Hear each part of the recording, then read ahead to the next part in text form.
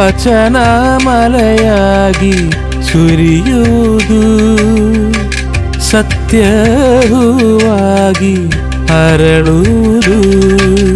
ಸತ್ಯ ಸತ್ಯವೇ, ಸತ್ಯ ಸತ್ಯವೇ, ಸತ್ಯ ಸತ್ಯವೇ. ದೇವರ ಪರಿಶುದ್ಧವಾದ ನಾಮಕ್ಕೆ ಸ್ತೋತ್ರವಾಗಲಿ. ಅಗಾಪೆ ಗಾಸ್ಪೆಲ್ ಮಿನಿಸ್ಟ್ರೀಸ್ನ ಸತ್ಯಂ ಸತ್ಯವೇ ಅನ್ನುವಂಥ ಈ ಸುವಾರ್ಥ ಸಂದೇಶಕ್ಕೆ ಕ್ರಿಸ್ತನ ಪ್ರೀತಿಯಲ್ಲಿ ನಿಮ್ಮೆಲ್ಲರನ್ನ ನಾನು ಸ್ವಾಗತಿಸುತ್ತೇನೆ. ಸತ್ಯ ಸತ್ಯವೇ, ಸತ್ಯ ಸತ್ಯವೇ. ದೇವರ ಕೃಪೆ ನಮ್ಮ ಜೀವಿತದಲ್ಲಿ ಬಹಳ ಅಮೂಲ್ಯವಾದಂಥ ಒಂದು ದೈವಿಕವಾದ ವಿಷಯ. ಈ ಮುಂಜಾನೆ ನಾವು ದೇವರನ್ನು ಆರಾಧಿಸ್ತಾ ಇರುವ ಹಾಗೆ ನಮ್ಮ ದೈನಂದಿನ ಕೆಲಸಗಳನ್ನು ಆರಂಭಿಸುವುದಕ್ಕೆ ಮೊದಲು, ದೇವರೇ, ಇಂದು ನನಗೆ ನಿನ್ನ ಕೃಪೆ ಬೇಕು ಸ್ವಾಮಿ. ನಾನು ಮಾಡುವಂಥ ಕೆಲಸಗಳಲ್ಲಿ, ನಾನು ಮಾಡುವಂಥ ಕಾರ್ಯಗಳಲ್ಲಿ ನಿನ್ನ ಕೃಪೆ ನನಗೆ ಬೇಕು ಎಂಬುದಾಗಿ ಈ ಹಾಡು ಹೀಗೆ ಹೇಳ್ತದೆ. ಸ್ವಾಮಿ, ನೀನು ನನಗೆ ಎಷ್ಟೊಂದು ಕೃಪೆಯನ್ನು ನೀಡಿದ್ದೆ ಎಂಬುದಾಗಿ ಈ ಹಾಡುಗಾರನು ದೇವರನ್ನು ಸ್ತುತಿಸ್ತಾನೆ. ನಾವು ಕೂಡ ಈ ಮುಂಜಾನೆ ದೇವರ ಕೃಪೆಗಾಗಿ ದೇವರನ್ನು ಸ್ತುತಿಸೋಣ ಪ್ರಿಯರೇ.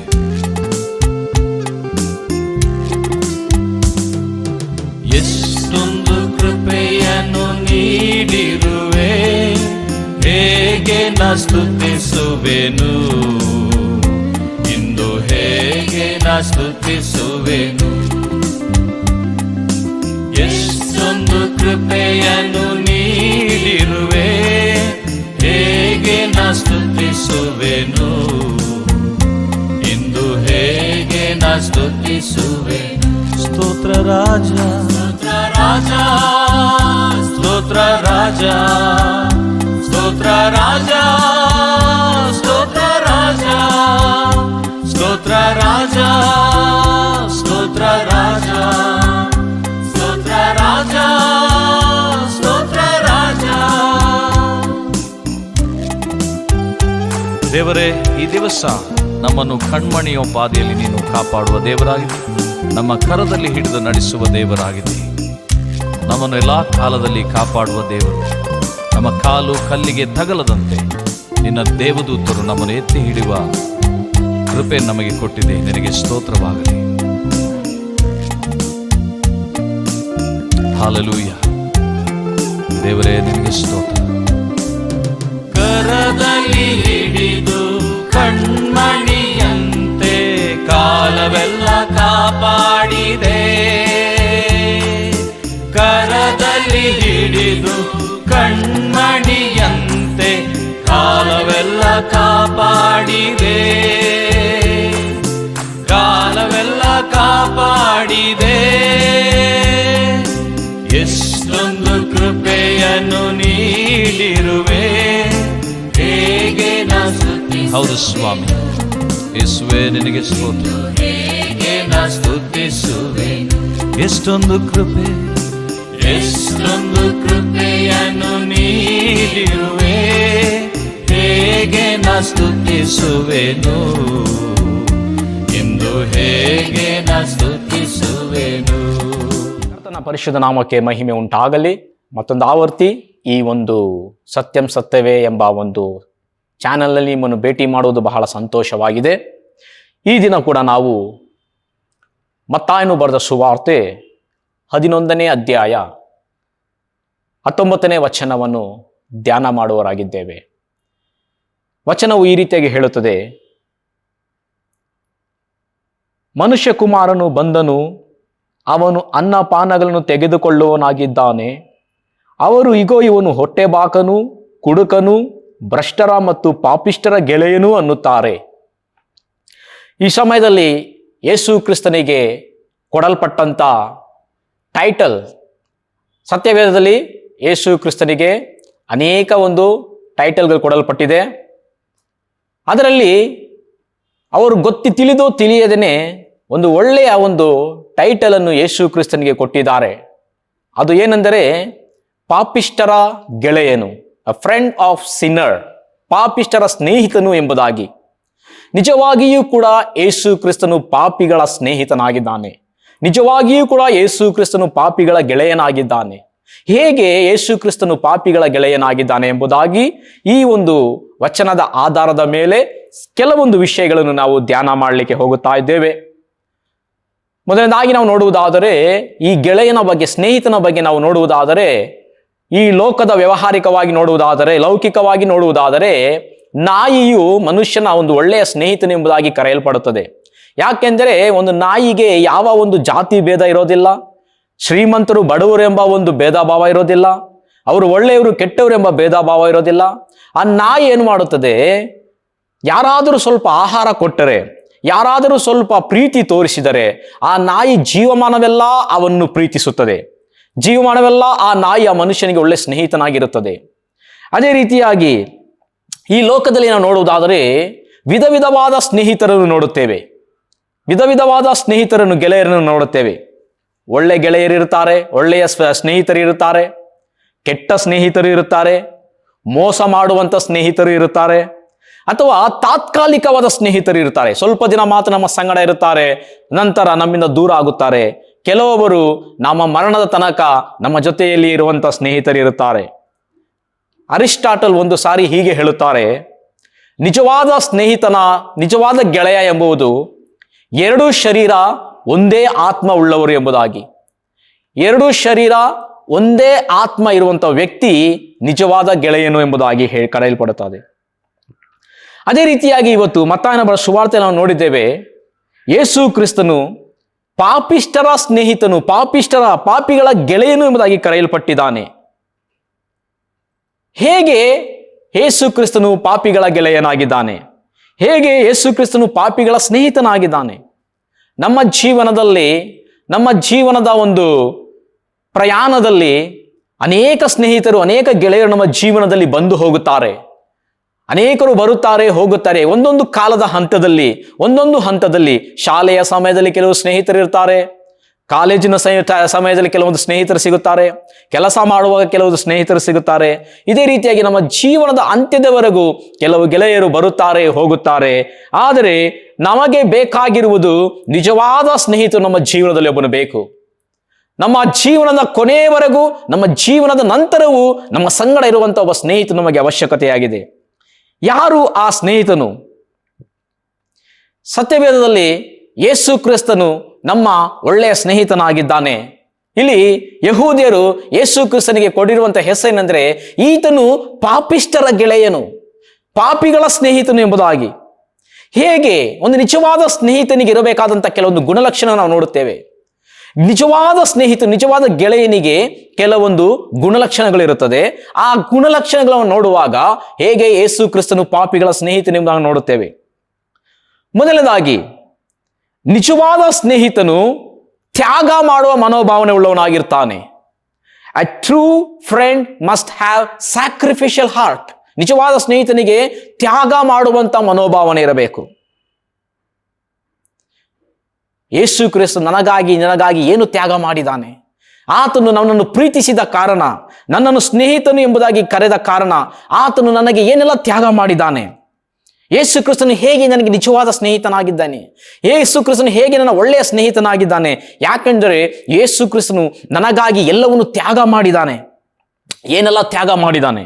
ಪ್ರಕಟಣೆ 21:21 ಹೇಳುತ್ತದೆ, ಯೇಸು ಕ್ರಿಸ್ತನು ಆ ಒಂದು ಪವಿತ್ರವಾದ ಸ್ಥಳವನ್ನು, ಆ ಪರಲೋಕದ ನಿವಾಸವನ್ನು ಬಿಟ್ಟು ನನಗಾಗಿ ಭೂಲೋಕಕ್ಕೆ ಬಂದನು. ಯೇಸು ಕ್ರಿಸ್ತನು ಪರಲೋಕದ ವೈಭವವನ್ನು, ಆ ಮಹಿಮೆಯನ್ನು ಬಿಟ್ಟು ಸಾಧಾರಣ ಒಂದು ಮನುಷ್ಯನಾಗಿ ಭೂಲೋಕಕ್ಕೆ ಬರುವುದು ಇದು ಸಾಧಾರಣವಾದ ವಿಷಯವಲ್ಲ. ಆತನು ಆ ಮಹಿಮಾಯ ಸಿಂಹಾಸನವನ್ನು ಬಿಟ್ಟು ನನಗಾಗಿ, ನನ್ನನ್ನು ರಕ್ಷಿಸುವುದಕ್ಕಾಗಿ, ನನ್ನ ಪಾಪಗಳನ್ನು ಹೊತ್ತು ತೀರಿಸುವುದಕ್ಕಾಗಿ, ನನ್ನನ್ನು ವಿಮೋಚಿಸುವುದಕ್ಕಾಗಿ ಆತನು ಈ ಲೋಕಕ್ಕೆ ಬಂದನು. ಹೇಗೆ ಇತ್ತು ಗೊತ್ತಾ ಯೇಸು ಕ್ರಿಸ್ತನ ಪರಿಸ್ಥಿತಿ? ಯೇಸು ಕ್ರಿಸ್ತನು ಆ ಮಹಿಮೆಯ ಪದವಿಯನ್ನು, ಮಹಿಮಾ ಸ್ಥಳವನ್ನು ಬಿಟ್ಟು ಈ ಪಾಪಿಗಳ ಲೋಕಕ್ಕೆ ಬಂದಾಗ ಆತನು ಹೇಗೆ ಇದ್ದನು? ಒಂದು ಚಿಕ್ಕ ಸಣ್ಣ ಮೀನನ್ನು ನೀರಿನಿಂದ ಎತ್ತು ಉಸುಬಿನ ಮೇಲೆ ಹಾಕಿದ ಹಾಗೆ ಇರುತ್ತಿತ್ತು. ಆ ಮೀನು ಒದ್ದಾಡಿ ಸಾಯ್ತಾ ಇರುತ್ತದೆ. ಅದೇ ರೀತಿಯಾಗಿ ಯೇಸು ಕ್ರಿಸ್ತನು ಈ ಲೋಕದಲ್ಲಿ ಜೀವಿಸಿದ 33 ವರ್ಷಗಳ ಕಾಲ ಆತನು ಬಹಳ ಹಿಂಸೆಗಳನ್ನು ಒಳಪಟ್ಟಿದ್ದನು. ಈ ಎಲ್ಲಾ ಹಿಂಸೆಗಳನ್ನು ಯಾಕೆ ಆತನು ಸಹಿಸಿಕೊಂಡನು? ಯಾಕೆಂದರೆ ಆತನು ನನ್ನನ್ನು ಪ್ರೀತಿಸಿದನು. ಆತನು ನನ್ನ ಒಳ್ಳೆಯ ಸ್ನೇಹಿತನಾಗಿದ್ದನು. ಆತನು ನನಗಾಗಿ ಸರ್ವವನ್ನು ತ್ಯಾಗ ಮಾಡಿದನು. ಎರಡನೇದಾಗಿ ಆತನ ಸ್ಥಾನವನ್ನು ತ್ಯಾಗ ಮಾಡಿದನು. ಆತನ ಆ ಒಂದು ಉನ್ನತವಾದ ಸ್ಥಾನವನ್ನು ತ್ಯಾಗ ಮಾಡಿ ಮಾನವನಾಗಿ ಮನುಷ್ಯಾಕಾರವನ್ನು ರೂಪವನ್ನು ಧರಿಸಿ ಈ ಲೋಕಕ್ಕೆ ಬಂದನು. ಮೂರನೇದಾಗಿ ಆತನು ತನ್ನ ಜೀವವನ್ನೇ ನನಗೆ ತ್ಯಾಗ ಮಾಡಿಬಿಟ್ಟನು, ತನ್ನ ಪ್ರಾಣವನ್ನೇ ಕೊಟ್ಟು ಬಿಟ್ಟನು. ಯೋಹಾನ 15:13 ಹೇಳುತ್ತದೆ, ನಿಜವಾದ ಸ್ನೇಹಿತನು ತನ್ನ ಪ್ರಾಣವನ್ನೇ ಕೊಡುತ್ತಾನೆ ಎಂಬುದಾಗಿ. ಯೇಸು ಕ್ರಿಸ್ತನು ಒಳ್ಳೆಯ ಸ್ನೇಹಿತನು, ನಿಜವಾದ ಸ್ನೇಹಿತನು, ನನಗಾಗಿ ತನ್ನ ಪ್ರಾಣವನ್ನು ಶಿಲುಬೆಯಲ್ಲಿ ಕೊಟ್ಟು ಬಿಟ್ಟನು.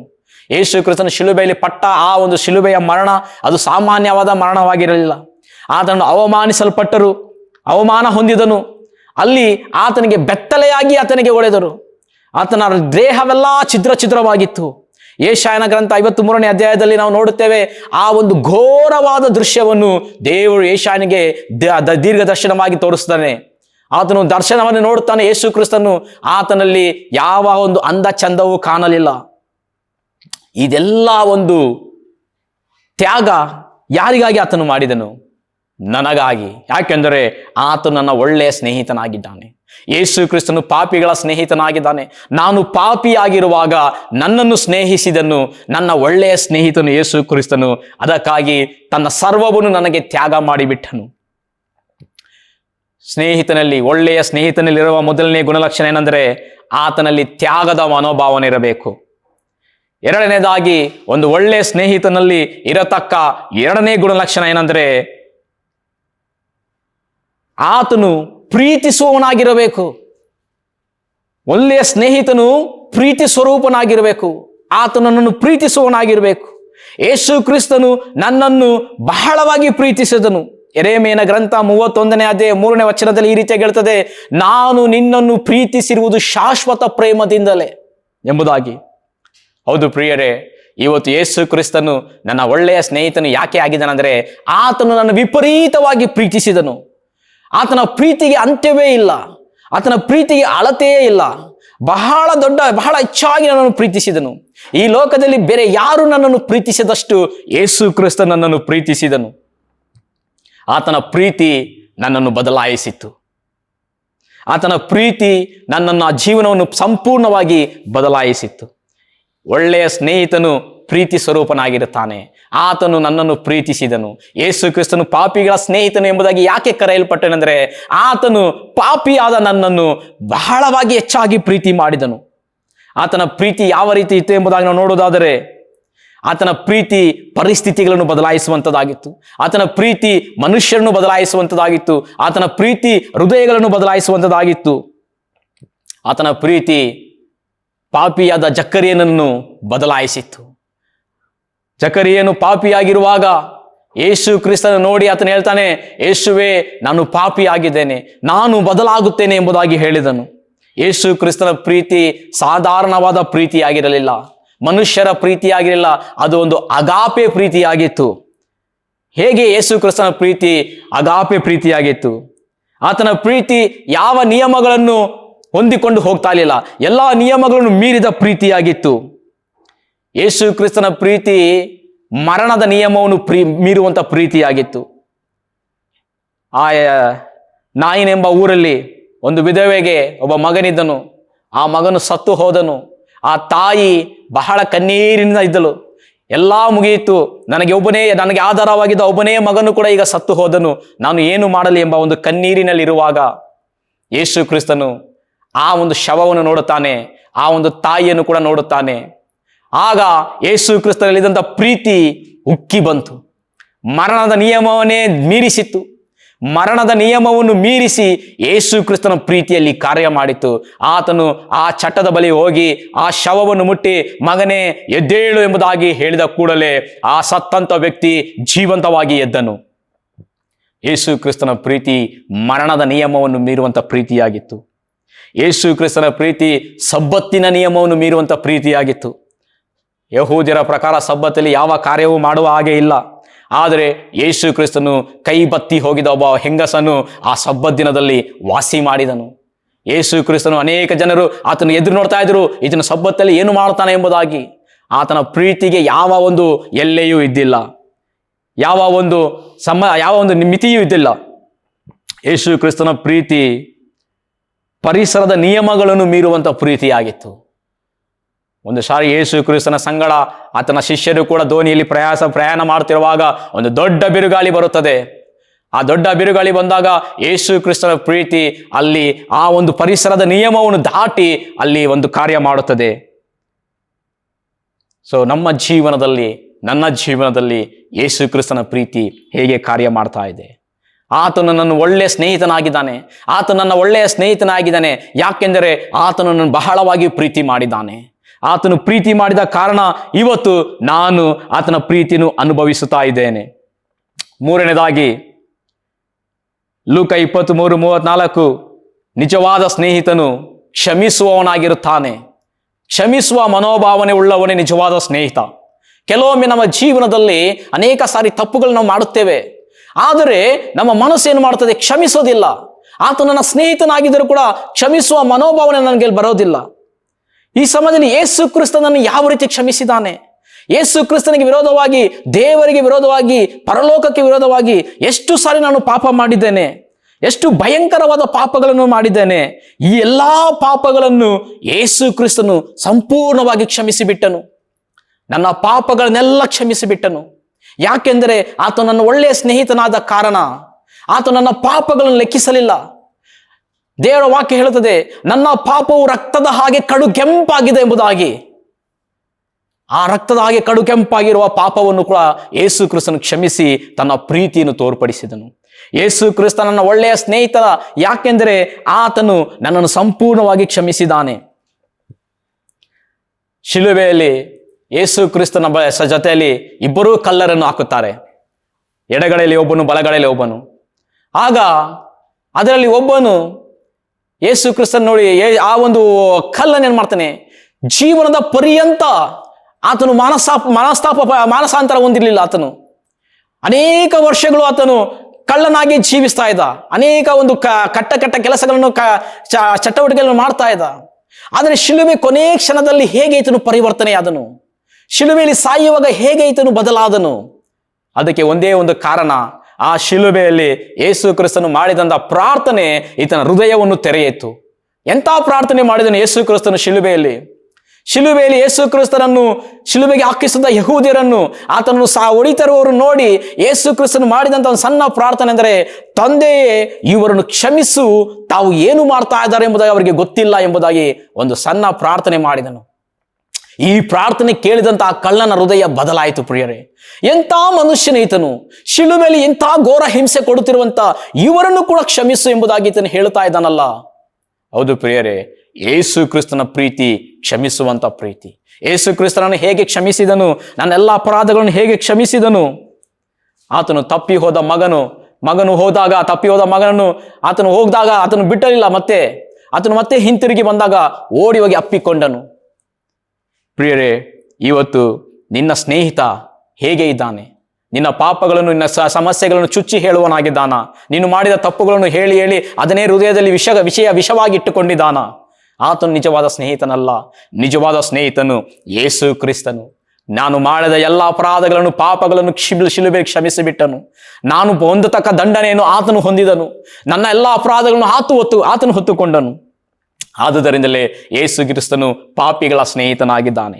ಕೊನೆಯದಾಗಿ, 4ನೇದಾಗಿ, ಯೆರೆಮೀಯ 21ನೇ ಅಧ್ಯಾಯ 29ನೇ ಅಧ್ಯಾಯ 11ನೇ ವಚನ ಹೇಳುತ್ತದೆ, ನಿಜವಾದ ಸ್ನೇಹಿತನು ಏನು ಮಾಡುತ್ತಾನೆಂದರೆ ಸಕಲವನ್ನು ನಮಗಾಗಿ ಒಪ್ಪಿಸಿಕೊಡುತ್ತಾನೆ. ನಿಜವಾದ ಸ್ನೇಹಿತನು ನನ್ನ ಭವಿಷ್ಯದ ಕುರಿತು ಆಲೋಚನೆ ಮಾಡುತ್ತಾನೆ. ಮಾಡುತ್ತಾ ನಿಜವಾದ ಸ್ನೇಹಿತನು ಇವತ್ತಿನ ಬಗ್ಗೆ ಆಲೋಚನೆ ಮಾಡೋದಿಲ್ಲ. ನನ್ನನ್ನು ಕೆಡಿಸಲಿಕ್ಕೆ ಇಷ್ಟಪಡೋದಿಲ್ಲ. ನಾನು ಹಾಳಾಗಬೇಕೆಂಬುದಾಗಿ ಇಷ್ಟಪಡೋದಿಲ್ಲ. ನಿಜವಾದ ಸ್ನೇಹಿತನು ನಾನು ಭವಿಷ್ಯದಲ್ಲಿ ಚೆನ್ನಾಗಿರಬೇಕೆಂಬುದಾಗಿ ಇಷ್ಟಪಡುತ್ತಾನೆ. ಯೇಸು ಕ್ರಿಸ್ತನು ನನ್ನ ಭವಿಷ್ಯದ ಕುರಿತು ಆಲೋಚನೆ ಮಾಡಿ ನನಗಾಗಿ ಪರಲೋಕವನ್ನು ಸಿದ್ಧ ಮಾಡಿದ್ದಾನೆ. ಪರಲೋಕದಲ್ಲಿ ಬಿಡಾರಗಳನ್ನು ಸಿದ್ಧ ಮಾಡಿದ್ದಾನೆ. ದೇವರ ವಾಕ್ಯ ಹೇಳುತ್ತದೆ, ನಾನು ಹೋಗಿ ನಿಮಗಾಗಿ ಬಿಡಾರವನ್ನು ಸಿದ್ಧ ಮಾಡಿ ತಿರುಗಿ ಬಂದು ನಿಮ್ಮನ್ನು ಕರೆದುಕೊಂಡು ಹೋಗುತ್ತೇನೆ. ಯಾಕೆಂದರೆ ನಾನಿರುವಲ್ಲಿಯೇ ನೀವು ಸಹ ಇರಬೇಕು. ಹೌದು ಪ್ರಿಯರೇ, ಇವತ್ತು ಯೇಸು ಕ್ರಿಸ್ತನು ನನ್ನ ನಿಜವಾದ ಸ್ನೇಹಿತನಾಗಿದ್ದಾನೆ. ಯಹೂದ್ಯರು ಹೇಳಿದರು, ಈತನು ಪಾಪಿಗಳ ಗೆಳೆಯನು ಎಂಬುದಾಗಿ, ಈತನು ಪಾಪಿಷ್ಠರ ಸ್ನೇಹಿತನೆಂಬುದಾಗಿ. ಹೌದು, ನಿಜವಾಗಿಯೂ ಯೇಸು ಕ್ರಿಸ್ತನು ಪಾಪಿಗಳ ಗೆಳೆಯನಾಗಿದ್ದಾನೆ, ಪಾಪಿಷ್ಠರ ಸ್ನೇಹಿತನಾಗಿದ್ದಾನೆ. ನಾನು ಪಾಪಿಯಾಗಿರುವಾಗ ನನ್ನನ್ನು ಸ್ನೇಹಿತನಾಗಿ ಕರೆದನು. ನನ್ನನ್ನು ಸ್ನೇಹಿತನಾಗಿ ಕರೆದು ನನಗಾಗಿ ತನ್ನ ಪ್ರಾಣವನ್ನು ತ್ಯಾಗ ಮಾಡಿದನು. ನನ್ನನ್ನು ಸ್ನೇಹಿತನಾಗಿ ಕರೆದು ನನ್ನನ್ನು ಹೆಚ್ಚಾಗಿ ಪ್ರೀತಿ ಮಾಡಿದನು. ನನ್ನನ್ನು ಸ್ನೇಹಿತನಾಗಿ ಕರೆದು ನನಗಾಗಿ ಆತನು ಶಿಲುಬೆಯಲ್ಲಿ ಮರಣ ಹೊಂದಿದನು. ನನ್ನನ್ನು ಸ್ನೇಹಿತನಾಗಿ ಕರೆದು ನನ್ನ ಭವಿಷ್ಯದ ಕುರಿತು ಯೋಚನೆ ಮಾಡಿ ನನಗಾಗಿ ಪರಲೋಕ ಸಿದ್ಧ ಮಾಡಿದ್ದಾನೆ. ಇಂಥ ಸ್ನೇಹಿತನಿಗೆ ನಾನೇನು ಕೊಡಲಿಕ್ಕೆ ಸಾಧ್ಯ? ಯೇಸು ಕ್ರಿಸ್ತನ ಕಾರ್ಯವೆಲ್ಲವೂ ಮುಗಿತು. ಯೇಸು ಕ್ರಿಸ್ತ ನನಗಾಗಿ ಏನೆಲ್ಲ ಮಾಡಬೇಕು ಎಲ್ಲ ಮಾಡಿಬಿಟ್ಟನು. ಇವತ್ತು ನಾನು ನನ್ನ ಸ್ನೇಹಿತನಿಗಾಗಿ ಏನಾದರೂ ಮಾಡಬೇಕು. ಏನು ಮಾಡಲಿಕ್ಕೆ ಸಾಧ್ಯ? ನಾನು ಕೂಡ ನನ್ನ ಸ್ನೇಹಿತನಿಗಾಗಿ ತ್ಯಾಗ ಮಾಡಬೇಕು. ನಾನು ಕೂಡ ನನ್ನ ಸ್ನೇಹಿತನನ್ನು ಅತಿಯಾಗಿ ಪ್ರೀತಿಸಬೇಕು. ನಾನು ಕೂಡ ನನ್ನ ಸ್ನೇಹಿತನನ್ನ ಕುರಿತು ಯೋಚಿಸಬೇಕು. ನನ್ನ ಸ್ನೇಹಿತನಿಗೆ ಸಮಯವನ್ನು ಕೊಡಬೇಕು. ಪ್ರಾರ್ಥನೆಯಲ್ಲಿ ಆತನೊಂದಿಗೆ ಮಾತನಾಡಬೇಕು. ವಾಕ್ಯದಲ್ಲಿ ಆತನೊಂದಿಗೆ ಒಡನಾಡಬೇಕು. ಪ್ರಿಯರೇ, ಇವತ್ತು ನಿನ್ನ ಜೀವನದಲ್ಲಿ ಅನೇಕ ಸ್ನೇಹಿತರು ಬಂದು ಹೋಗಿರುತ್ತಾರೆ. ಅವರಿಂದ ಕೆಲವೊಮ್ಮೆ ನೀನು ದುಃಖಪಟ್ಟಿರುತ್ತೀಯ. ಆದರೆ ಯೇಸು ಕ್ರಿಸ್ತನ ಜೀವನದಲ್ಲಿ ಕರೆದುಕೋ. ಯೇಸು ಕ್ರಿಸ್ತನ ಜೀವನದಲ್ಲಿ ಬಂದರೆ ನಿನ್ನ ಜೀವನದಲ್ಲಿ ಯಾವತ್ತೂ ನೀನು ರಿಗ್ರೆಟ್ ಮಾಡೋದಿಲ್ಲ. ಯೇಸು ಕ್ರಿಸ್ತನ ಸ್ನೇಹಿತನಾಗಿ ಸ್ವೀಕಾರ ಮಾಡು. ಆತನು ನಿನ್ನ ಜೀವನದಲ್ಲಿ ಎಲ್ಲವನ್ನು ಬದಲಾಯಿಸುತ್ತಾನೆ. ಕರ್ತನಾದ ಯೇಸು ಕ್ರಿಸ್ತನು ನಿನ್ನನ್ನು ಆಶೀರ್ವಾದ ಮಾಡಲಿ. ಆಮೆನ್.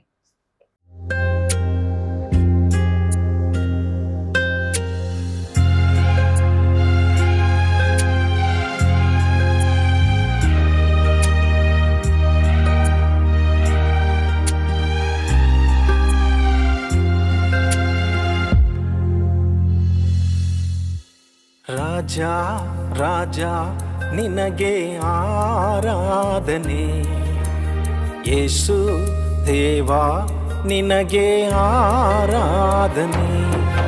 ನನ್ನ ರಾಜ ರಾಜ ನಿನಗೆ ಆರಾಧನೆ, ಯೇಸು ದೇವ ನಿನಗೆ ಆರಾಧನೆ. ನೀ ಎಷ್ಟೊಂದು ಸುಂದರ, ನೀ ಎಷ್ಟೊಂದು ಮಾಧುರ, 10,000 ಜನಕ್ಕಿಂತ ಶ್ರೇಷ್ಠನಾದ ಪ್ರಿಯನು.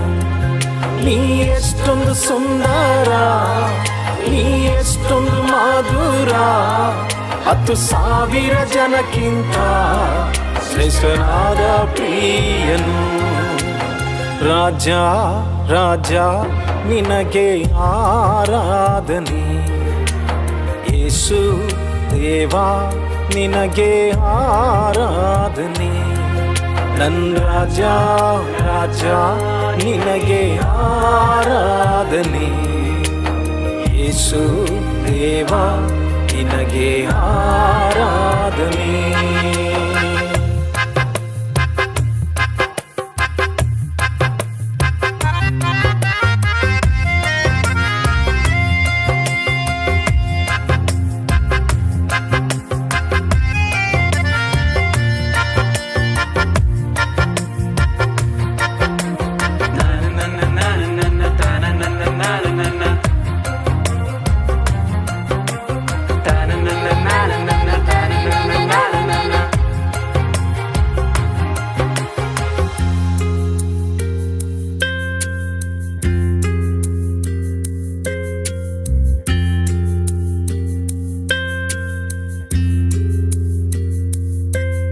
ನೀ ನನ್ನ ರಕ್ಷಕನು, ನೀ ನನ್ನ ಬೋಧಕನು, ನನ್ನನ್ನು ಪೋಷಿಸುವ ಈ ಒಳ್ಳೆಯ ತಂದೆಯು.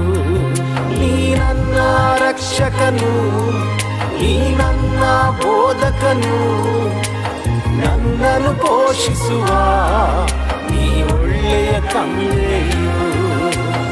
ರಾಜ ರಾಜ ನಿನಗೆ ಆರಾಧನೆ, ಯೇಸು ದೇವ ನಿನಗೆ ಆರಾಧನೆ. ನನ್ನ ರಾಜ ರಾಜ ನಿನಗೆ ಆರಾಧನೆ, ಯೇಸು ದೇವ ನಿನಗೆ ಆರಾಧನೆ.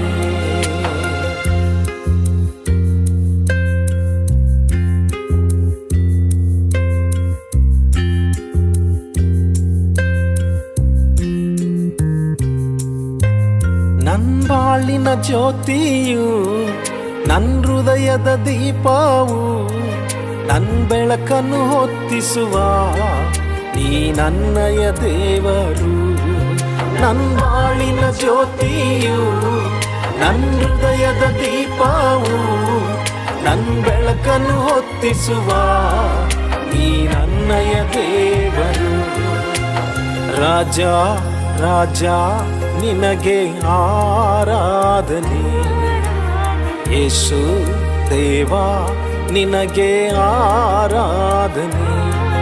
ನನ್ ರಾಜ ರಾಜ ನಿನಗೆ ಆರಾಧನೆ, ಯೇಸು ದೇವಾ ನಿನಗೆ ಆರಾಧನೆ. ನೀ ಎಷ್ಟೊಂದು ಸುಂದರ, ನೀ ಎಷ್ಟೊಂದು ಮಧುರ, 10,000 ಜನಕ್ಕಿಂತ ಶ್ರೇಷ್ಠನಾದ ಪ್ರಿಯನು. ನೀ ಎಷ್ಟೊಂದು ಸುಂದರ, ನೀ ಎಷ್ಟೊಂದು ಮಧುರ, 10,000 ಜನಕ್ಕಿಂತ ಶ್ರೇಷ್ಠನಾದ ಪ್ರಿಯನು. ರಾಜ ರಾಜ ನಿನಗೆ ಆರಾಧನೆ, ಯೇಸು ದೇವಾ ನಿನಗೆ ಆರಾಧನೆ. ನನ್ ರಾಜ ರಾಜ ನಿನಗೆ ಆರಾಧನೆ, ಯೇಸು ದೇವಾ. ಈ ಪ್ರೋಗ್ರಾಂ ನಿಮಗೆ ಆಶೀರ್ವಾದವಾಗಿದೆ ಎಂದು ನಾವು ನಂಬುತ್ತೇವೆ. ನಿಮಗೇನಾದರೂ ಅಭಿಪ್ರಾಯಗಳು, ಪ್ರಾರ್ಥನಾ ಮನವಿಗಳು ಇರೋದಾದರೆ ನಿಮ್ಮ ಸಂಕೋಚವಿಲ್ಲದೆ ನೀವು ಕಾಲ್ ಮಾಡಿ, ನಾವು ನಿಮಗೋಸ್ಕರವಾಗಿ ಖಂಡಿತವಾಗಿ ನಾವು ಪ್ರಾರ್ಥಿಸುತ್ತೇವೆ. ನೀವು ನಮ್ಮನ್ನು ಭೇಟಿ ಮಾಡಬೇಕಾದಂಥ ವಿಳಾಸ ಸತ್ಯಂ ಸತ್ಯವೇ, ಅಗಾಪೆ ಗಾಸ್ಪಲ್ ಮಿನಿಸ್ಟ್ರೀಸ್, ಮತ್ತಿಕೆರೆ, ಬೆಂಗಳೂರು 54. ಈ ಅಡ್ರೆಸ್ನಲ್ಲಿ ನೀವು ನಮ್ಮನ್ನು ಭೇಟಿ ಮಾಡಬಹುದು. ನಿಮಗೇನಾದರೂ ಪ್ರಾರ್ಥನಾ ಮನವಿಗಳು, ಪ್ರಾರ್ಥನಾ ವಿಷಯಗಳು, ಏನಾದರೂ ಸಮಸ್ಯೆಗಳು ಇರೋದಾದರೆ ಸಂಕೋಚವಿಲ್ಲದೆ ಈ ಸ್ಕ್ರೀನ್ನಲ್ಲಿ ಕಾಣಿಸುವಂಥ ಈ ನಂಬರ್ಗೆ ನೀವು ಕಾಲ್ ಮಾಡಿರಿ, ನಾವು ನಿಮಗೋಸ್ಕರವಾಗಿ ನಾವು ಪ್ರಾರ್ಥಿಸುತ್ತೇವೆ. ಮತ್ತು ಏನಾದರೂ ಬೈಬಲ್ ಸಂಬಂಧವಾಗಿರುವಂಥ ಪ್ರಶ್ನೆಗಳು, ಬೈಬಲ್ ಸಂಬಂಧವಾಗಿರುವಂಥ ಸಂಶಯಗಳು ನಿಮಗಿರೋದಾದರೆ ವಾಟ್ಸಾಪಿನಿಂದ ನೀವು ನಮಗೆ ಕೇಳ್ಬೋದು. ವಾಟ್ಸಾಪ್ನಿಂದಲೇ ನಾವು ನಿಮಗೆ ಉತ್ತರವನ್ನು ಕೊಡುತ್ತೇವೆ. ಈ ಸಂದೇಶವನ್ನು ಮತ್ತು ಈ ಹಾಡನ್ನು ಪುನಃ ಕೇಳಬೇಕಾದರೆ ಸತ್ಯಂ ಸತ್ಯವೇ ಅನ್ನುವಂಥ ಯೂಟ್ಯೂಬ್ ಚಾನಲ್ ಮತ್ತು ಸತ್ಯಂ ಸತ್ಯವೇ ಅನ್ನುವಂಥ ಫೇಸ್ಬುಕ್ ಪೇಜ್ನಲ್ಲಿ ನೀವು ಸಂಪರ್ಕಿಸಿ. ಈ ಸಂದೇಶವನ್ನು ನಿಮಗೆ ಆಶೀರ್ವಾದವಾಗಿದ್ದರೆ ನಿಮ್ಮ ಸ್ನೇಹಿತರಿಗೂ ನೀವು ಇದನ್ನು ಶೇರ್ ಮಾಡಿರಿ. ಈ ಶುಭವಾರ್ತೆಯಲ್ಲಿ ನೀವು ಸಹ ಪಾಲ್ಗೊಂಡ್ರಿ. ದೇವರು ನಿಮ್ಮನ್ನು ಹೆಚ್ಚಾಗಿ, ದೇವರು ನಿಮ್ಮನ್ನು ಆಶೀರ್ವಾದ ಮಾಡಲಿ. ದೇವ್ರ ನಾಮಕ್ಕೆ ಸ್ತೋತ್ರವಾಗಲಿ. ಆಮೇನ್. ವಚನ ಮಳೆಯಾಗಿ ಸುರಿಯುವುದು, ಸತ್ಯವಾಗಿ ಹರಳುವುದು. ಸತ್ಯ ಸತ್ಯವೇ, ಸತ್ಯ ಸತ್ಯವೇ, ಸತ್ಯ ಸತ್ಯವೇ ಅನುಭವಿಸುತ್ತಾ ಇದ್ದೇನೆ.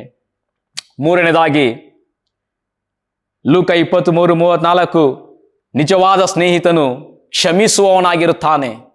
ಕ್ಷಮಿಸುವ ಮನೋಭಾವನೆ ಉಳ್ಳವನೇ ನಿಜವಾದ ಸ್ನೇಹಿತ. ಕೆಲವೊಮ್ಮೆ ನಮ್ಮ ಜೀವನದಲ್ಲಿ ಅನೇಕ ಸಾರಿ ತಪ್ಪುಗಳು ನಾವು ಮಾಡುತ್ತೇವೆ.